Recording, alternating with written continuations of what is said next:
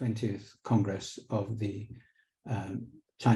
Communist Party of China. Before I do so, let me acknowledge the land upon which this university is based and is broadcasting, lands that were never ceded, and to recognize the traditions and practices of the peoples and their elders thereon. Before I go any further and introduce the speakers, can I ask you, when you have questions or comments that you wish to raise, to use the Q&A function, which is in the bottom right-hand corner of the Zoom screen. Good. Let me now, in alphabetical order, introduce to you the best of China studies scholars in Australia who we've invited to talk on this topic. First of all, there's Dr. Minglui Chen, who's from the University of Sydney Department of Government, as well as the China Studies Centre. And you will have probably seen her comments recently all over the news around the world about why there are not enough women in Chinese politics, and I'm sure she'll talk about that. Then we have Professor Yingjie Guo, who is from the who is Professor of China Studies and is a well-known authority on ideology in the People's Republic of China. Thirdly, we have Ben Hillman, who is director of the China in the World Center at ANU, which is the country's leading China center. He's a political scientist and public policy researcher, as I'm sure many of you know. Fourthly, Richard McGregor, who has forsaken much of his former journalism and joined a responsible institute, the Lowy Institute in Sydney, and is a major commentator in public, not just in the media, but in the public discourse about China. And welcome to you, Richard. And finally, we have Marina Zhang from UTS, who is an authority on technology and scientific development in the PRC. And given what the Congress had to say about that, it's be very interesting to hear her views. So without further ado, I'm going to ask each of them to speak briefly about their major takeaway from the Congress, and then there'll be time for questions and discussion afterwards. I've asked Richard to start because I'm sure at the top of most people's minds when we think about the Congress is personnel changes. Richard. Thanks very much, David, and thanks to all the other panelists.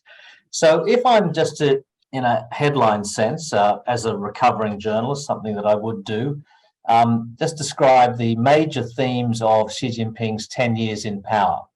And I put it like this: it's gone from collective leadership to one-man rule, term limits to leader for life, meritocracy to loyalty, the private sector to the state sector, from wealth, common prosperity, from globalization to technological independence, and from US-China coexistence to US-China confrontation. Now, none of those trends is absolute. Common prosperity is yet to be fleshed out. The private sector is far from dead. But generally speaking, I think that encapsulates the big trends in the headlines of the Xi era. And I guess the question facing us about the 20th Party Congress is, will that Congress have any impact on the trajectory of those trends? And my answer to that, the short answer to that is no. One way of calibrating that, both the power of Xi and the internal policy debate, is to look at appointments and the manner of appointments. I think in an opaque system, personnel choices are watched closely, not just outside of China, but inside China as well, because they're one of the few transparent expressions of internal power balances in an otherwise closed system. So what do Xi's choices tell us? Now, we have one proviso to add to this, of course. We have to wait until the government, the turnover in government appointments in March next year with the National People's Congress. But I think so far, the appointments do speak to Xi's dominance over the party. Xi's rivals, potential and real, were forced out of the Politburo Standing Committee and the Politburo, largely with loyalists taking their place. I think there are no fewer than 3 of Xi's personal aides from previous positions in Beijing, and the provinces are promoted into the top leadership. Overall, Xi has dispensed with the old factional system, such as it was. He's crushed any expectations he would nurture a successor. He has largely ignored the informal age caps on top positions within the Politburo. And I think he's also cemented the country's current direction in foreign policy. To go into a tiny bit of detail about that, if you go to Xi's major speech to the Congress, I think for a couple of decades in official statements and speeches, Chinese leaders have identified the geopolitical environment as one conducive to peace and development and as a period of strategic opportunity. Xi has ditched that language in his Congress speech and pronounced that the country must, quote unquote, prepare for the storm. Generally speaking, I think Xi has been skilled in exploiting the enormous powers that his office has to do what a Communist Party does best. And that is mobilize the state, the workforce, capital, technology in a singular effort to get his way both at home and abroad. And to sort of close down on a controversial note, on that point about mobilization, China's it's a system of mobilization. And if you want to put that another way, I think China as such under Xi more than ever is effectively on war footing. Now, that is not the same thing as saying the country is about to go to war. But I think that Xi is really locking in absolute control at home to ensure that he can project maximum strength abroad and gain whatever leverage he can in any showdown with the United States, whenever it comes or whatever form it takes. Now, I'm just going to finish with a quick 2 points as I have a minute or two left. I want to compliment Xi on one level. For example, throwing out the age limits. It makes no sense to have an artificial retirement date, and I think that's very obvious in foreign affairs. Wang Yi, for example, the foreign minister, is 68 or 69. By rights, he should have retired. But when you are retiring both Yang Jieche and Wang Yi, that is 25 years of diplomatic experience. So why would you let both of them go? So I think in some respects, bending the rules is quite sensible. And secondly, a lot of commentary, quite rightly, has focused on two of the people who have been elevated. Li Qiang, who's probably going to be premier, and Cai Qi, the party secretary from Beijing. Now, both of those people have been portrayed as basic cronies, and up to a point that's true, but we have to be clear that they are not greenhorns. They are extremely experienced officials who've had very big jobs in the system. Li Qiang, for example, brought Tesla into Shanghai while he was party secretary there, a really big achievement for China. So we don't want to overemphasize the loyalty over meritocracy to suggest that the people who have been elevated aren't skilled operators within the system. I'll leave it there. Thank you, David.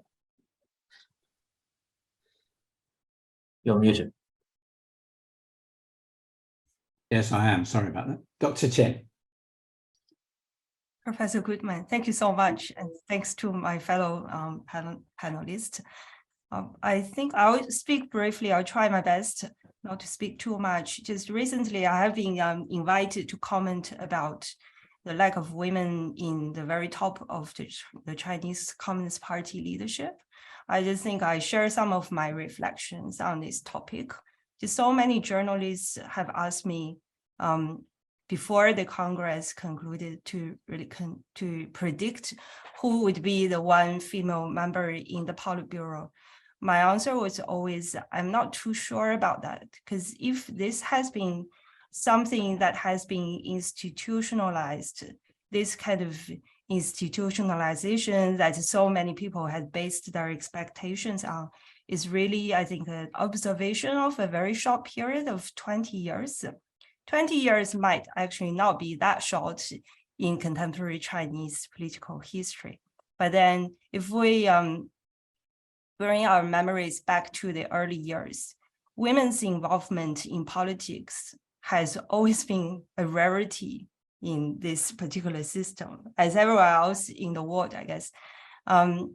To start with, one first thing is there really hasn't been a gender quota system that applies to the very top level. So we never have read anywhere. I don't think the party has ever really explicitly expressed a concern about the lack of women in the top political leadership, right? So this 20 years practice we are witnessing could just be an exception.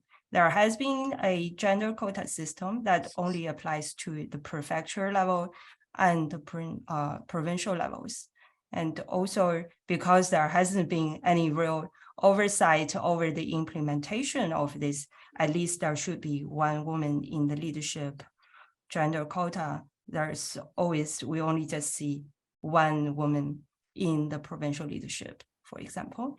Then in the past, I think, as well as now, the public sphere, the political sphere, has always seen as a space that's really not for women. So I think over the Chinese Communist Party's history, we have seen women's involvement in politics often just considered either as a mere mistake. For example, is Jiang Qing, who is officially accused of all the chaos of the Cultural Revolution, or women's involvement in politics is seen as just an extension of their feminine roles at home. Then a good example is, I think, Deng Yingchao. Deng Yingchao had always been described as big sister Deng, Deng Dajie, or mother Deng, Deng Mama. So it is really an extension. Her public role is an extension of her domestic role. Then when it comes to the next one, we is really at the start of this 20-year observation. The media discourse of Wu's involvement in politics has been a little bit of a paradox, right? On the one hand, Wu has to comply with the masculine stereotypes and expectations. So she had always been described as the iron lady, the tomboy who is involved in politics. But on the other hand, I think Wu is one of the Chinese female politicians who had received the most attention on her personal life, right? Her individual style, so on and so forth. No other person has received so many comments about their hairstyle, for example. So we, I think, as many women in politics, they are still expected to perform their femininity. So that's one point I want to make. Then also this cultural attitude about men out there for politics, women staying at home inside means that the female population in this country, they just don't actually have the necessary social network that they will have to use in order to develop a career in politics. So if women socializing with male colleagues, male politicians to build this very important social network for their political career, they would become targets of slander. Then party ideology, women holding up half the sky, right? I think one, this commitment to advance women's interests is not checked by inter-party competition or by the need to appeal to the voters, right? Also, I think over the Chinese Communist Party's history, this commitment to advancing women's interests has only really been focusing on women's rights to work, not really women's rights to participate in politics. Even so, if the goal of advancing women's rights conflicts with other goals, such as to sustain the economic development of the country, then we have seen so many times women's rights had been put aside.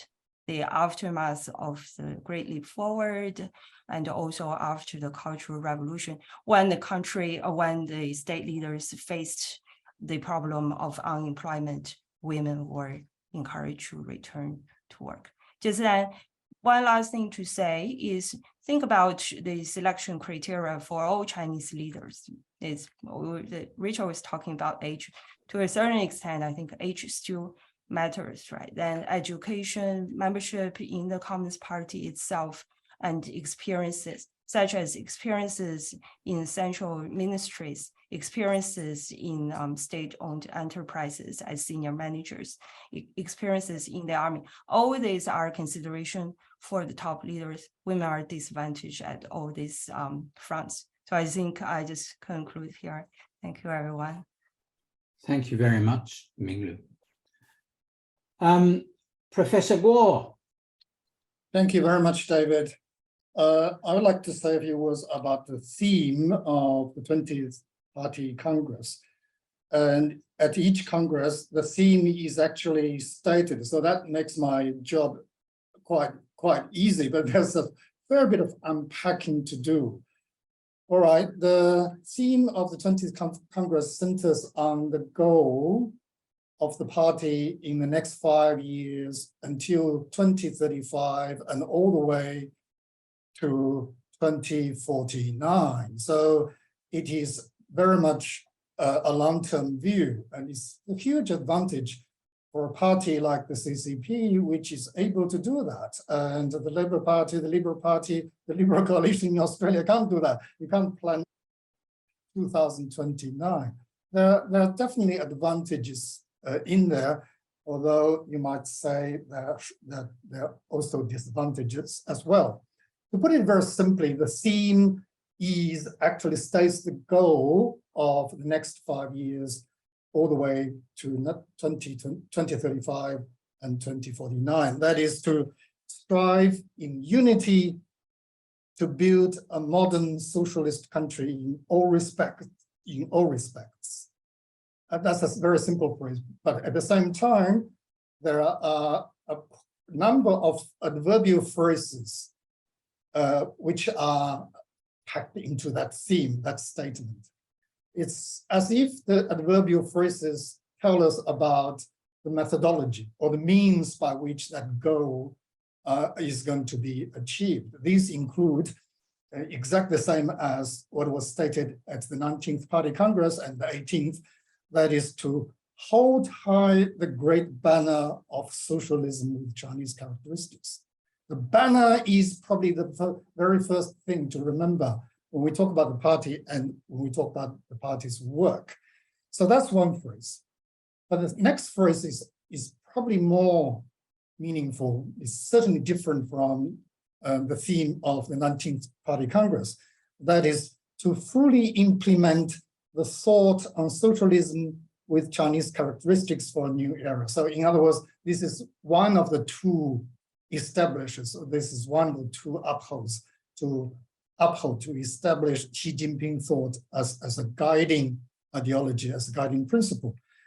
Another adverbial phrase is carry forward the great founding spirit of the party. That has been repeated over the last 5 years, probably in the 10 years as well. That is, the founding mission is the party's wish or party's plan, intention to bring happiness to the people and to bring about China's national rejuvenation. So that is the founding mission going back to 1921 when the party was first founded. Another phrase is staying confident and building strength.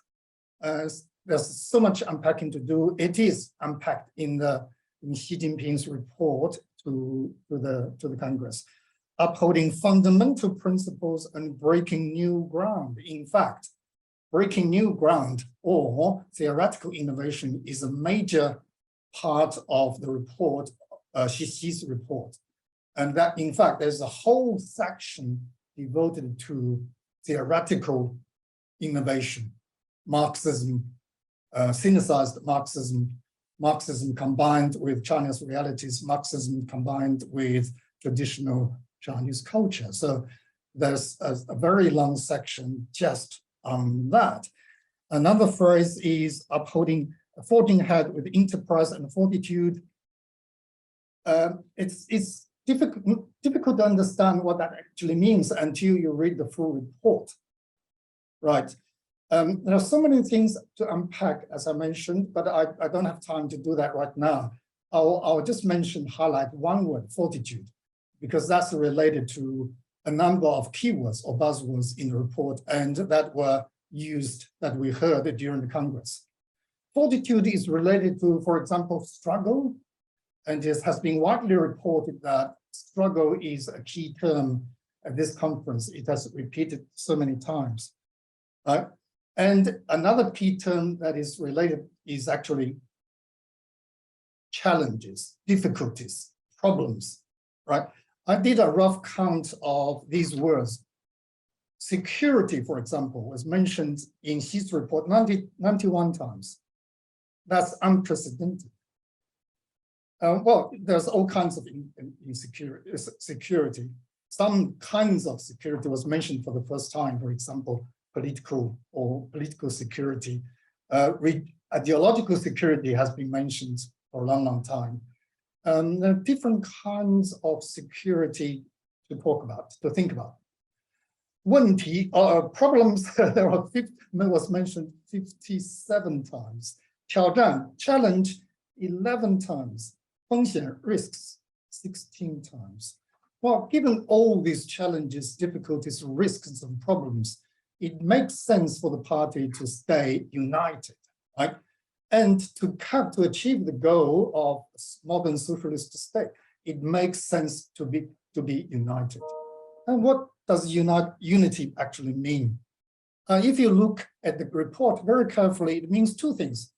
It has the party, it has President Xi at the core, at the center, radiating out to the party. So President Xi talks about the party's unity first and foremost. And that concentric circle keeps radiating out. And we have national unity, the unity among all the sons and daughters of the Chinese nation, no matter where you are. So national unity. And why? And there's one sentence, one quote I found in the report, which says about just about everything. That is, unity is strength, and only in unity can we succeed. So this is one of the sentences that President Xi finished the report with. So let's unite. Well, it's not exactly the same. I changed it slightly. Let's unite as one and strive in unity to build a modern socialist country in all respects and advance national rejuvenation. So it almost began with unity and ended with unity. A lot of things can be justified. For example, the personnel reshuffling can be justified in terms of unity. We need to unite as one. And made that point even clearer in his discussion at the Guangxi delegation. That's where he went. He said, the party must be united like a piece of steel. I'll leave it there. Thank you. Thank you, Yingzhe. And now, Ben, if you would. Thanks, David, and thanks for inviting me to join the panel. It's a pleasure to be here, and greetings to everyone joining us today from Canberra. Greetings from Canberra to everyone joining us from wherever you are, I should say. A very good illustration of the importance of words. And I agree very much with Yingzhe that we should look closely at the language that the party uses. I think that the reports are very carefully put together by teams of people over a long period of time, and the words mean things. They don't always mean what they appear to mean on the surface, but all the more reason why they deserve to be scrutinized and unpacked along the lines that Yingzhe has just done. So I'd like to pick up on this thread of the conversation about ideology.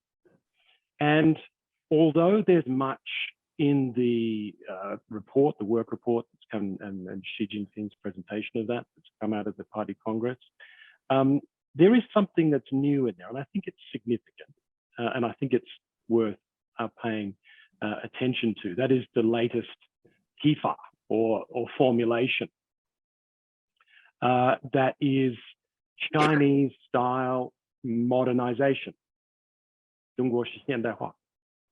Now, to the casual observer, this term might seem plain enough. but such terms are introduced, I think, only with intent. And I think that this is a term that we'll hear a great deal more about in the coming years as public intellectuals, state media editors, and party propagandists race to put flesh on the bones of this concept that has just been pronounced. So before we unpack this concept of Chinese-style modernization, I'd like to make a quick comment on the Standing Committee lineup, picking up on Richard's earlier presentation. So we've heard from other panelists on the composition of the male-dominated Politburo and its powerful male-dominated Standing Committee. Richard's also noted that all of the Standing Committee, the members of the Standing Committee, they're experienced governors or cabinet ministers, party operatives, but there's one exception in there, and that's Wang Huning. Wang is he's only one of two Standing Committee members who's been retained from the previous Standing Committee. The other, most of you will know, of course, is Zhao Leji. And Zhao Leji, he ran Xi's anti-corruption campaign as the chief of the CCBI. Interestingly, Mr. Wang has moved from 5th to 4th position, which can only be interpreted as a promotion or a reward, and that will likely mean that he'll step in as the chair of the National People Political Consultative Conference, I should say. Now, Wang is and has been known as a political whisperer, the brains behind the throne for decades. He was first called up from his Fudan University, Shanghai University position by Jiang Zemin, and is believed to have been instrumental in developing the theory of the three represents, continued to serve Jintao and later Xi Jinping as head of the Central Policy Research Office, a position that he held for an extraordinary 2 decades, from 2002 to 2022. So Wang Huning was elevated to the Politburo in 2012, and then Xi brought him into the Standing Committee in 2017.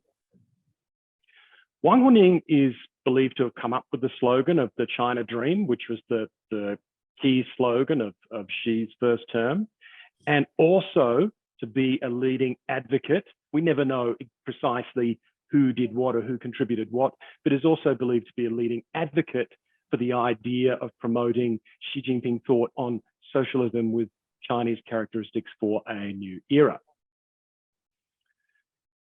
Wang Huning is a really interesting character, not just because of his ideological inventiveness, but he's also been a leading proponent of the idea of American decline. In fact, he was one of the earliest party insiders, if you like, to advocate strongly for the US being in decline, and wrote a book on the subject in the mid-90s.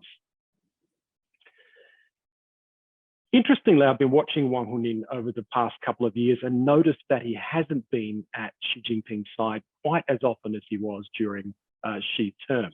But Wang is still there, he's been elevated, and this signals that ideological work remains a priority for Xi, and it means that Xi still needs Wang's intellectual powers and wordsmithery to continue the practice of adapting party ideology to changing realities and to justify the party's actions in its efforts to maintain its monopoly on political power.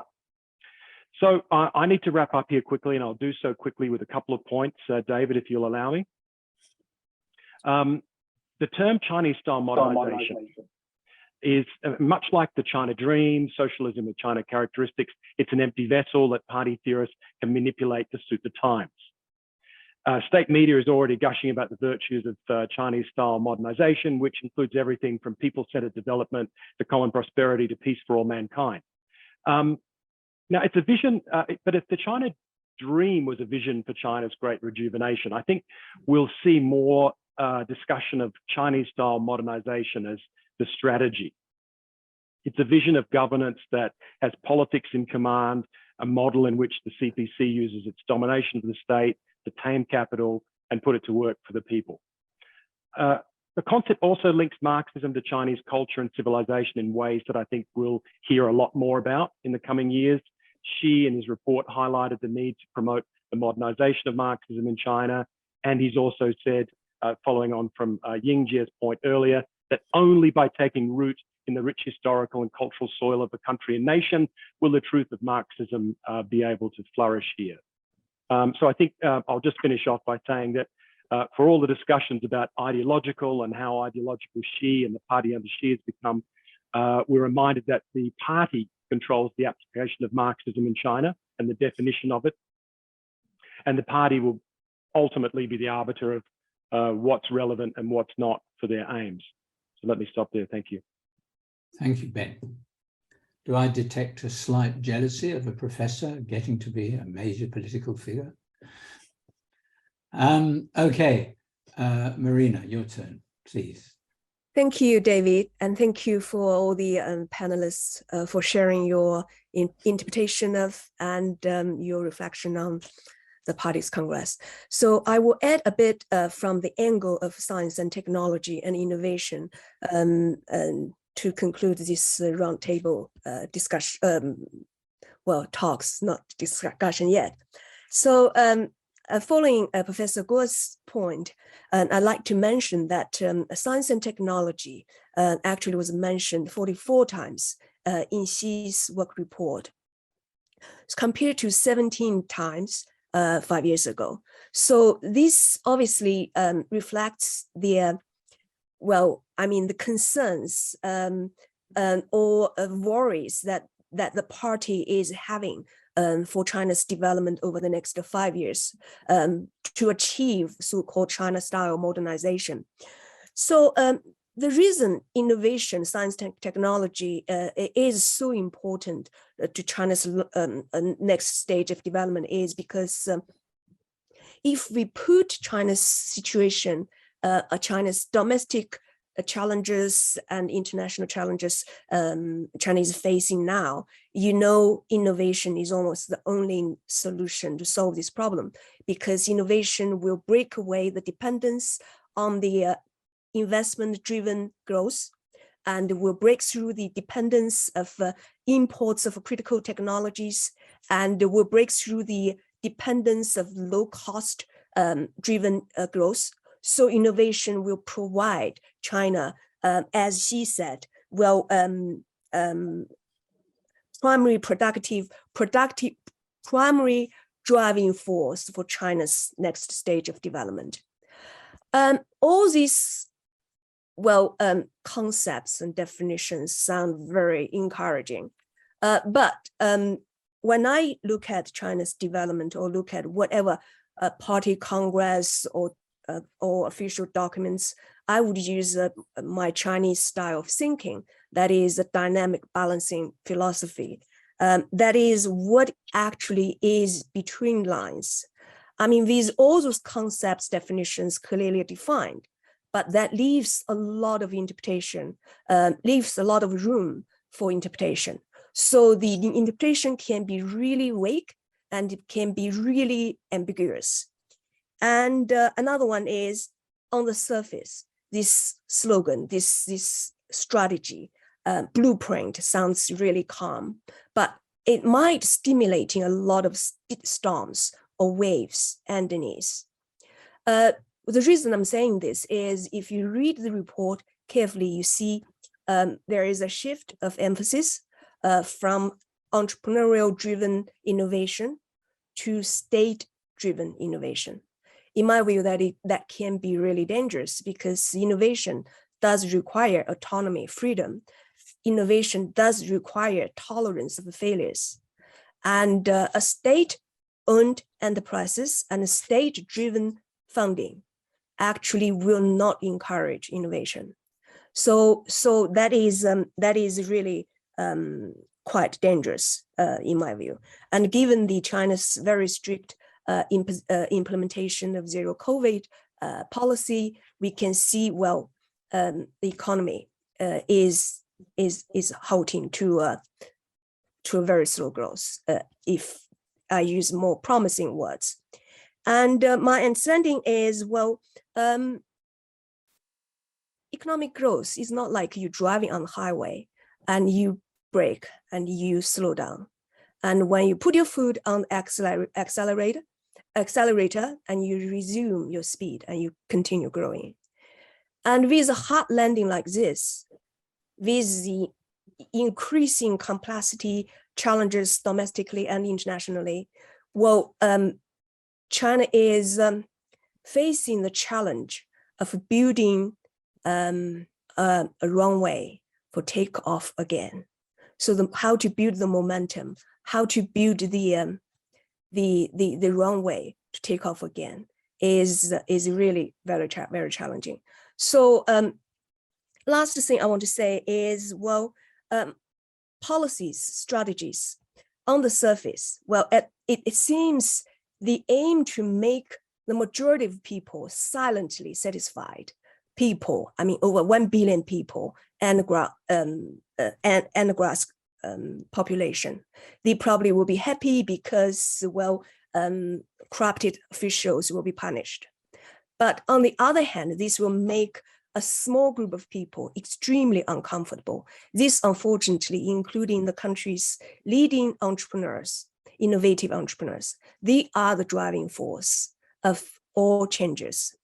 And if without entrepreneurial spirit in China, and if the government with all those policies cannot resume a very pragmatic policy approach, well, we can see China is facing quite severe challenges. So I think I stop from here. Thank you. Thank you, Marina. Okay, before we open up the floor to the questions that are coming through on question and answer, I wonder if any of our panelists have questions they would like to ask of other panelists. Can I invite them to put up their hand if they would like to do so? Minglu, I can see you've put a hand up in a more traditional way. Yes, I think you can see me anyway. Thank you, David. I have a question for Richard. As this question was asked to me, I didn't know the answer. Maybe Richard can share your thoughts on this. Just what happened to Hu Jintao at the meeting? Sorry, it's another question, but please. Well, obviously, I don't know. You know, we often say that the top of Chinese politics is a black box. And this time we got the black box live on TV. And even then, we're not quite sure what it means. I mean, it looked to me like, you know, he had what we might euphemistically call a senior moment. He looked discombobulated, old, wasn't sure what was going on. You know, he was, you know, maybe Li Jianshu looked generally concerned. Xi Jinping looked absolutely disinterested and dismissive. They clearly decided that, you know, maybe it was best for his health that he went, but he didn't want to go, which made it interesting. And secondly, of course, the most interesting thing for me was, if we accept the Xinhua report, which came later at face value, that he was having health issues, the utter indifference of all the leaders around him, some of whom really, you know, in many respects owed their career to him. None of them patted him on the shoulder or said a kind word or anything like that. It was really cold. You know, I don't think, you know, who knows, but I don't think it was a kind of North Korean style display of awesome power by the leader where he humiliates somebody in front of all the comrades. So, you know, I'm not trying to read beyond what I saw, but I think it was simply striking that nobody showed any sympathy apart from Li Jianshu next to him. And I thought that was the most remarkable thing about the episode. I have a question for Dr. Chen, David. Yeah, by all means. Yeah.